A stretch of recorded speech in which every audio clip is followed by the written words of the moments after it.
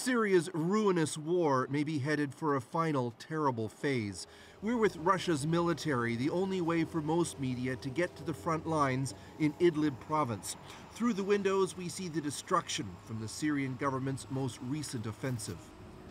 The stops are short and chaotic, and some events appeared staged for our benefit, including this celebration of Syria's dictator, Bashar al-Assad, in the town of Saran. 80-year-old Amina told us she welcomes the return of Assad's troops, as she wasn't able to get food or water for days. Halud Latkani said the terrorists who were pushed out were killing civilians. Still, it's telling that most who lived here actually fled in the other direction, further into Idlib, rather than risk living under government rule again.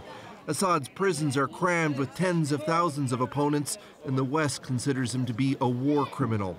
The Russians also wanted to make sure we saw this, a remarkable cave complex dug deep into a hillside. Until a few weeks ago, it served as headquarters for anti-Assad forces in this part of Idlib.